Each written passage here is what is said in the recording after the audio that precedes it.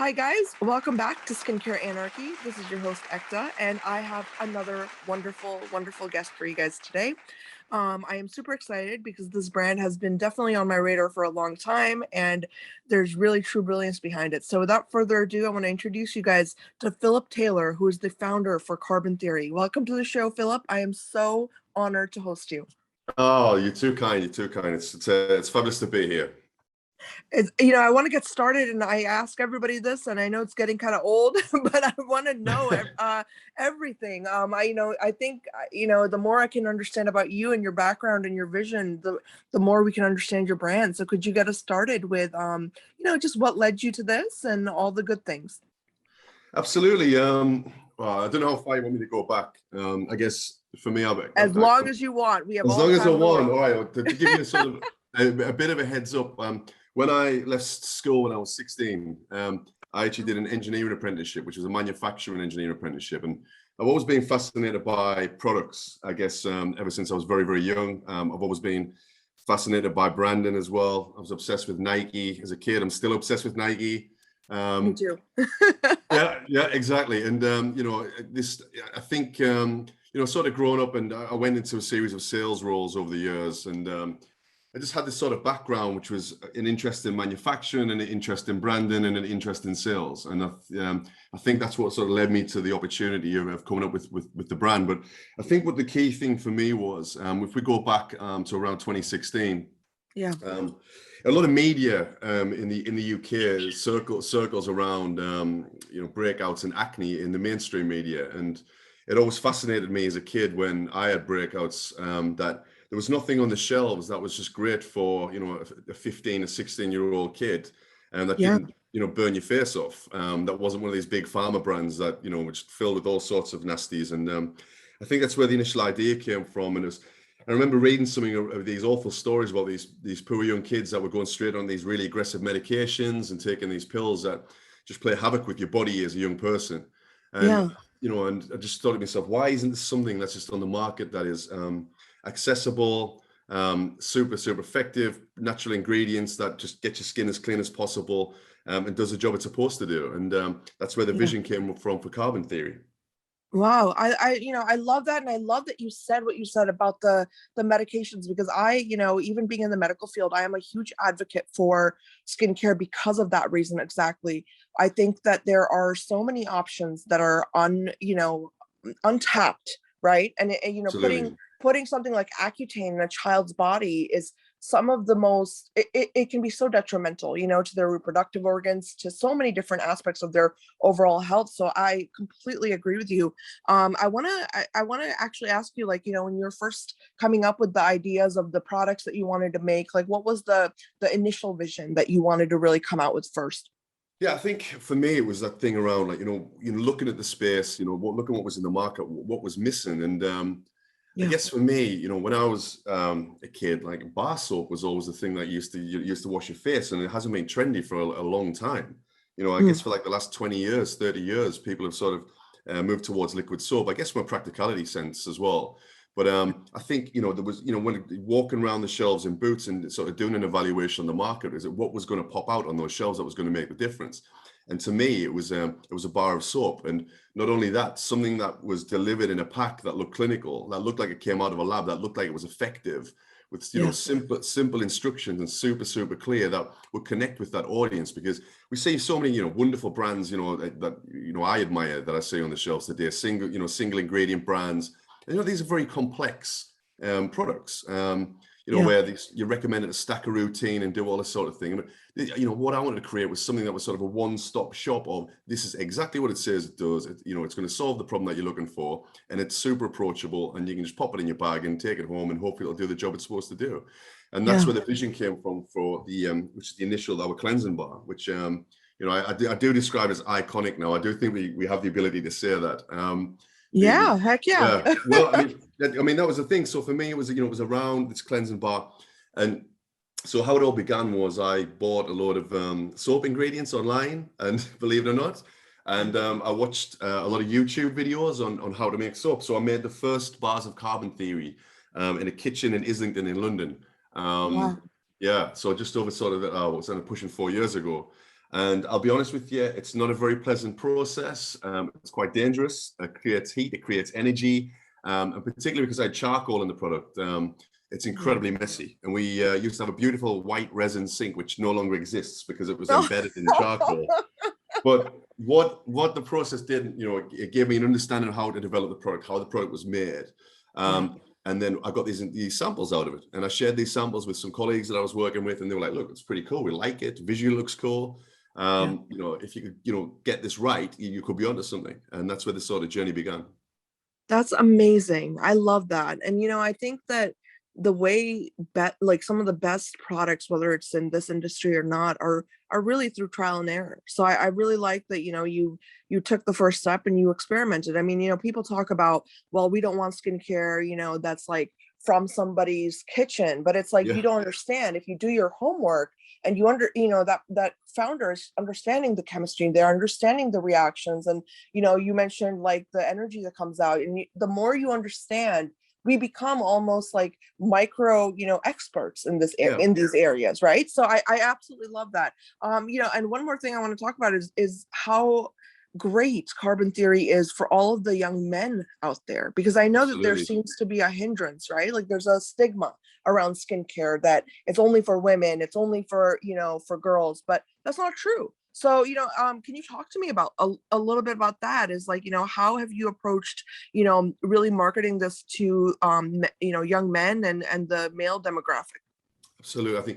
I think one of the key things for me when I was establishing the brand identity was this thing about the product being, a gender fluid product. I think, particularly with the cleansing bar, I mean, I think it's got I think aesthetically, it's actually quite masculine. I think one of the things that was pretty telling for me was, and I talked about Nike earlier. We were very, very fortunate enough in our early stages to do some great partnerships with Nike in the UK. And I think what Nike loved about the brand was that gender fluidity of it, but the fact that it was quite masculine and it wasn't too dainty and looked too, I can't describe what the word is, but it was a product that stood out beyond everything else that was on the shelf. And it's funny now, I walk down the aisles of many skincare stores now, and everything looks the same. Everything, you see these gradients, you see these pinks, and I think that's the beauty about Carbon Theory is that aesthetic. It just sort of stands there and does what's supposed to do. And I think particularly with the male audience, when you've got a product like that, that aesthetically appeals, across multiple genders, Right. it's an easy win. And also I think the application of using a bar of soap, it's a really tactile object. Right. And I think for guys in particular, I think it works, it fits. Oh, absolutely. My father to this day still uses a bar of soap. He can't let go of that. Like Good he's lad, like, no. good lad. And I think the thing about our cleansing bar is the efficacy of the product. I don't know many brands in the world that can deliver the efficacy and the proven efficacy through our reviews that we've got. We get emails every day from consumers just saying, this has changed my skin, this has changed my life. I know it sounds dramatic, but it's true. And we've got 12,000 5-star reviews on our own website. And all of these come accompanied with these incredible transformations. And equally, that's where the brand was born, through those before and after images, because they got published in a newspaper called the Daily Mail in the UK. And that's where the whole brand exploded. And we're very, very grateful for that. And ever since then, the cleansing bar sort of taken on a life of its own. And it's become an international success with Ulta Beauty and Priceline in Australia. And now obviously moving into Walgreens as well. Wow. Congratulations, first of all, on all your success. So well deserved. Thank I you. love that. Yes. And, I want to ask you a little bit about the cleansing bar, because I know that the key ingredients are charcoal and tea tree oil. So can you tell me a little bit about why you picked those ingredients? What is like the real, the vision and the motive Absolutely. behind that? Yeah. So I think from a charcoal perspective, the actual product itself, the small particles of charcoal are proven to mop up and remove deep down toxins and dirt from the surface of the skin. They're incredibly absorbent. And then equally with tea tree oil, which when I was a kid was the first port of call. When you had a spot, you put a dab of tea tree oil in there. And not only would it help sort of dry that area of the skin up, but it would also help, it's a natural antiseptic, and it would heal those breakouts. And the key was to sort of harness those two things in a combination within the bar.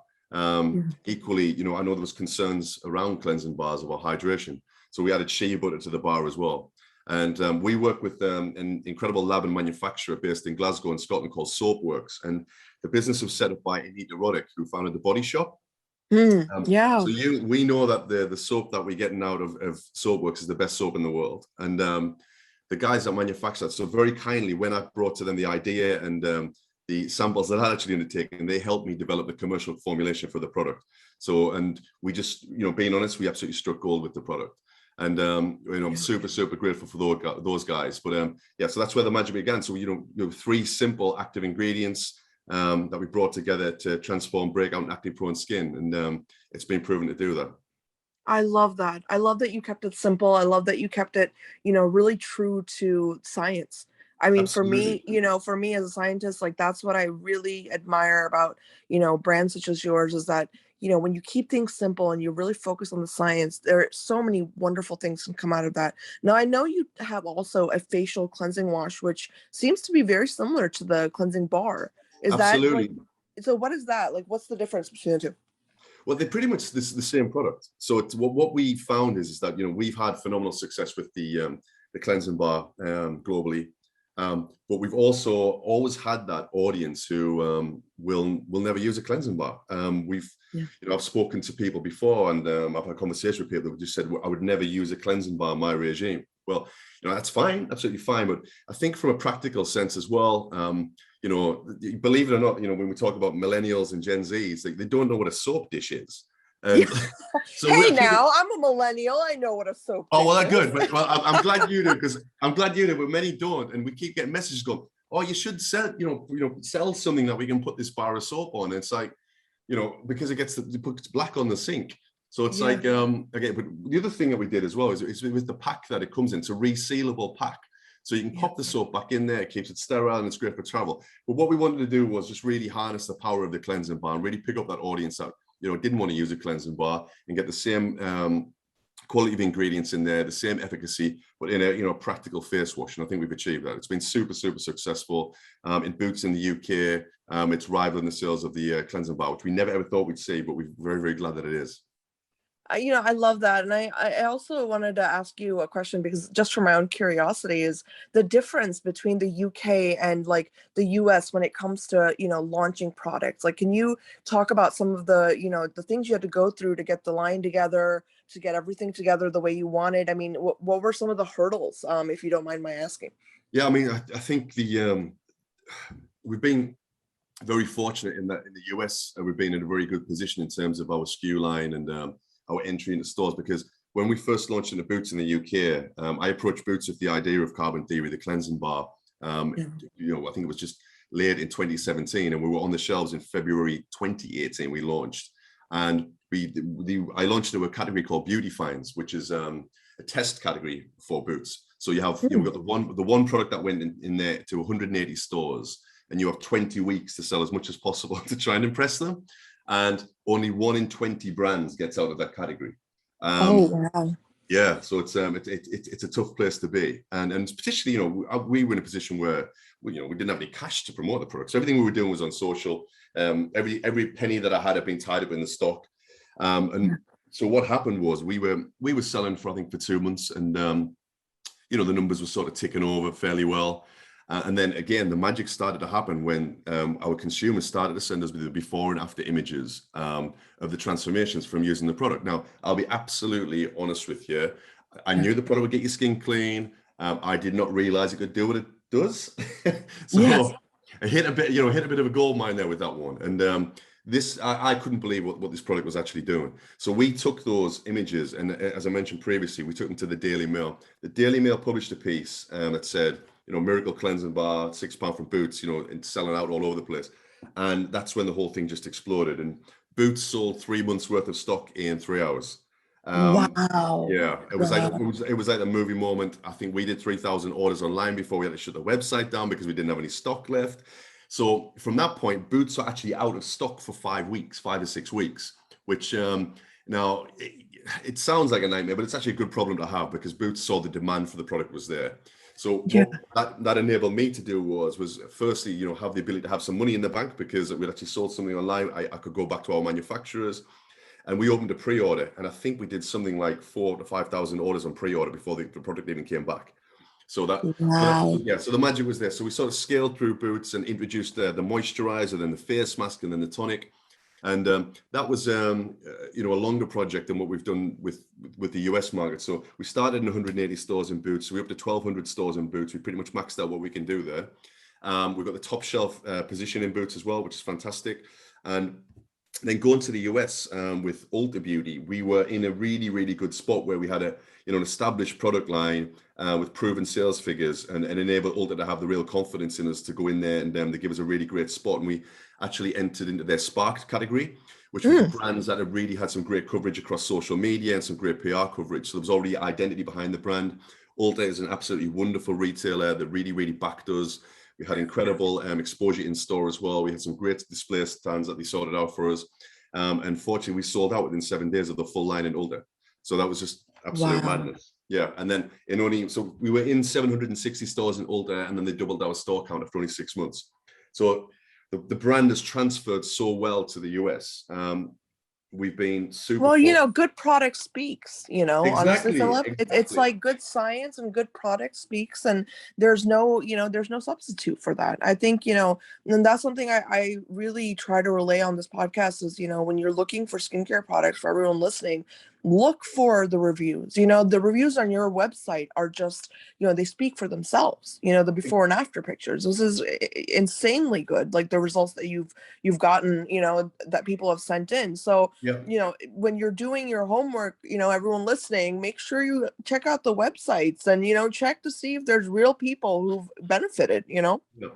Well, I mean, this Yeah. is the thing that fascinates me about the industry is there's sort of a, you know, a trend now where, you know, we've got a lot of these influencer guys who sit on YouTube and are quite happy to sort of pull apart products because they don't like the particular ingredients that's in them. And to me, it's all about efficacy, and no one can question the efficacy of our product. Yeah. And, you know, when our consumers look at that, we're a performance-led formulation. So, you know, we deliver what we say we're going to do. You know, our ingredients, you know, we're 98% ingredients of natural origin throughout all of our products. There's nothing in there that doesn't need to be in there. But you'll always, you know, it's interesting how you know, I've seen some brands get like cancelled for using like a, you know, something that, you know, delivers a fragrance that an individual doesn't like. And it's just such a weird place to be. So from a consumer level, that's why we're so happy with the reviews that we've got, because it just proves the efficacy of the product. So I never try to get caught up in those type of things, but it's, I do find it super frustrating.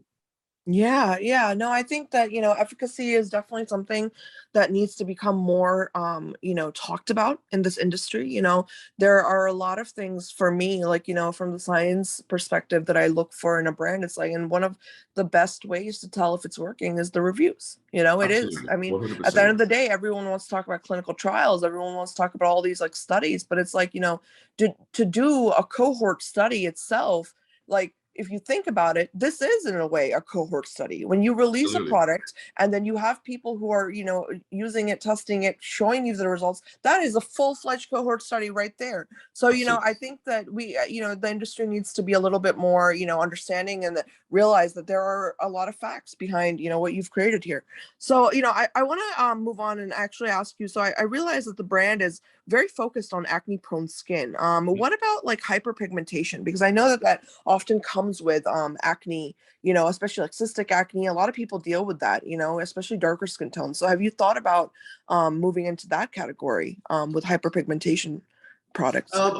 Yeah, I mean, I think we've got it's one of the things that we don't actually put claims against in our current line. I think we're quite cautious around that. I think it's the same with them scarring as well. I think it's very it's a place that's a little bit more deeper than what we would class as sort of acne and breakouts. But I think we've got some great products. I mean, our exfoliating pads, we've had fantastic feedback on those in terms of pigmentation and scarring. And equally as well, I think we're looking at a range where we want to look at sensitive skin as well. So we're currently working on a line that is based around unscented and super lightweight ingredients, which we're going to add and extend, because, you know, we understand that, you know, not everybody is a charcoal and tea tree oil consumer. We believe that we can extend the carbon theory line out to reach everybody. I know one of the other ones that we've had is like eczema. The cleansing bar for eczema has been, you know, the feedback we get for that's phenomenal. Really? Yeah, it's not something that we actually put a claim on. Psoriasis, I know the amount of people that have come to me and said they've used it on psoriasis and it's cleared it up. It's bizarre.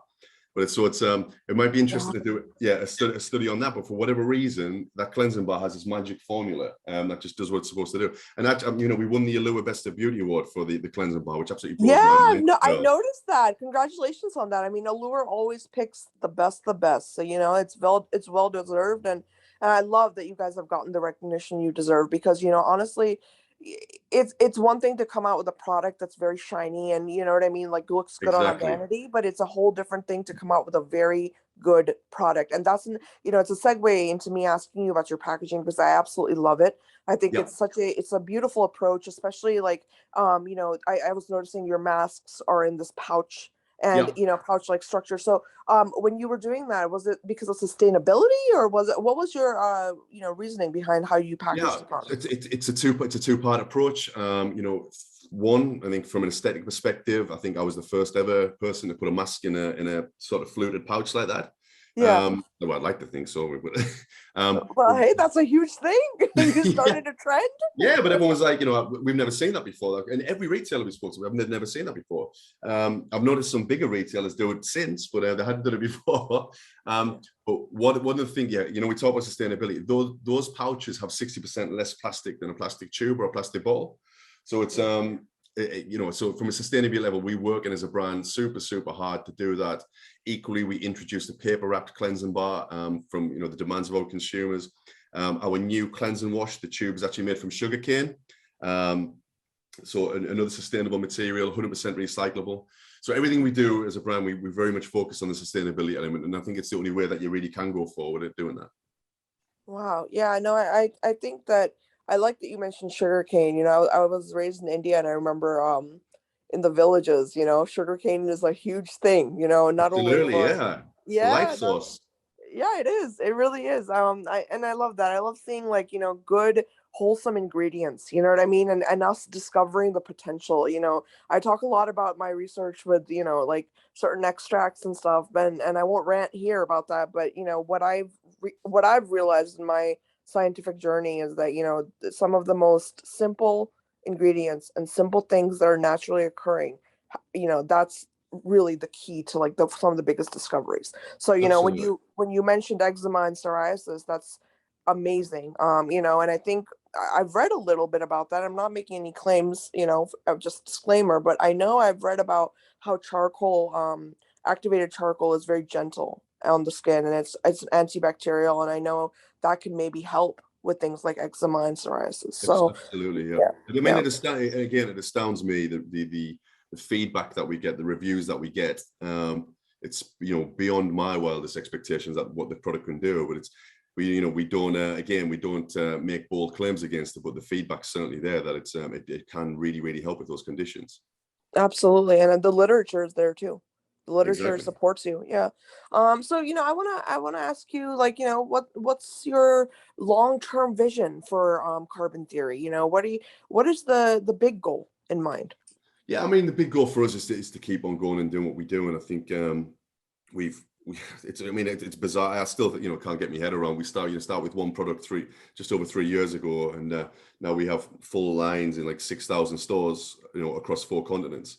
And Wow. the key is to keep growing what we do, and we've got plans to expand in the UK, going into the early part of next year. We're talking to a big retailer in Canada about January, which we've got a lot of work to do to make that happen.